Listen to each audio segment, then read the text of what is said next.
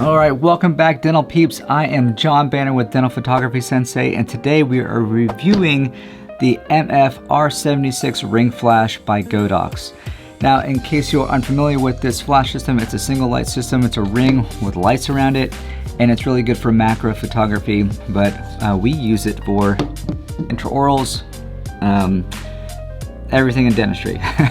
So, first things first, there are a couple different versions of this ring flash, and there is the MF R76S Plus, which is for Sony, the R76N for Nikon, and the R76C for the Canon.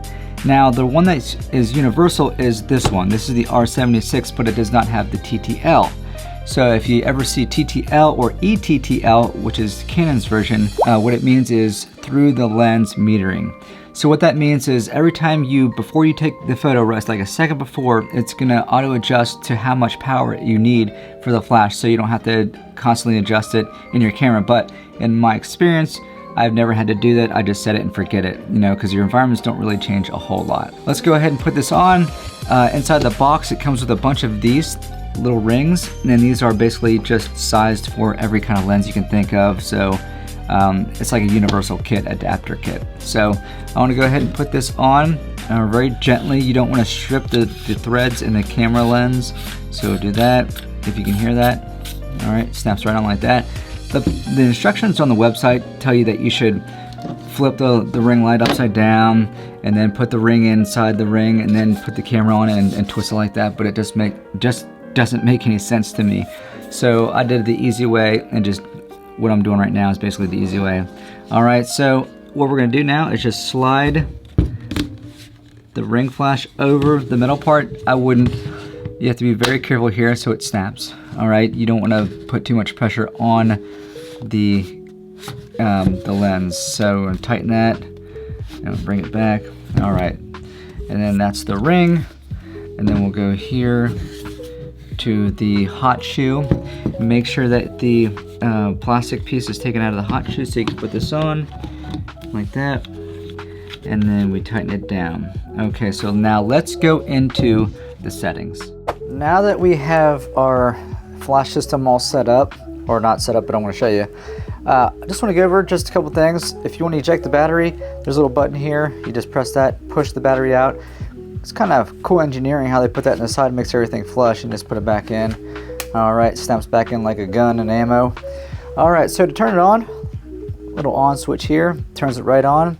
Now, the first thing you want to do when you're doing this for dental photography and taking pictures of teeth inside an operatory is turn on this light button here. All right, that's going to illuminate the teeth, and that way it allows you to lower your ISO as much as possible, and all your other settings, by the way. So you can turn that on and off with this switch right here, and you can adjust how bright it is by once the light is on, you hit the set button, and then you can see it flashing there, and then you can adjust the light intensity by turning the wheel. So I always keep it at 10, hit set to lock it in. If you want to, this flash system has two different light setups. So this is section A, section B. These lights don't change. These are always on if you keep that light on. So when we go in here to change the settings, so we can either have it on both settings. So that's what this is with the 128 by itself.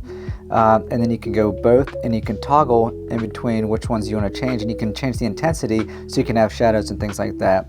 And then you can have one side light on, the other side light on, you have the other side off. All right, but I want to keep it on 128. Now, the 128 represents how much power this thing is putting out.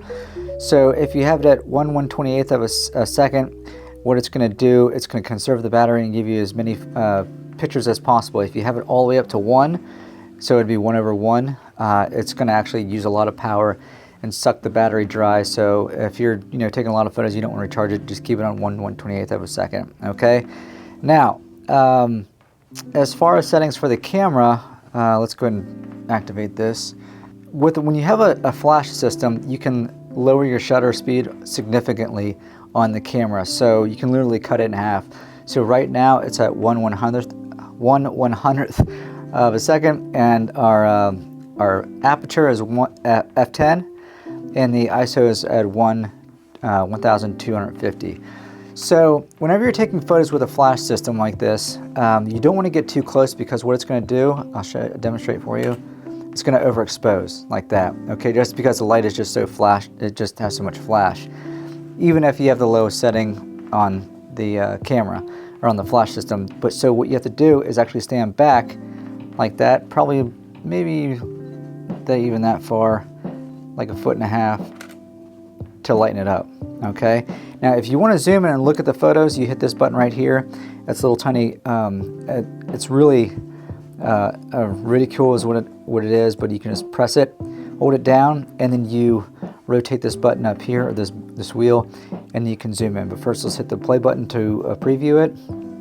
Alright, so you hit that, then you hit that, hold it down, and then you can zoom in and see the detail, and you can move it all around, and that's how you get a perfect photo every time. So whenever you're taking photos inside the operatory, make sure you stand back quite a bit. This, I mean, what you're looking at right here is about 1 foot, and all the way back here is about 1.5 feet. So you don't need to get too close, and I wouldn't get too close, especially if you have a camera that's 24 megapixels, because you can always crop in, and it gives you headspace to do any kind of edits you want to do.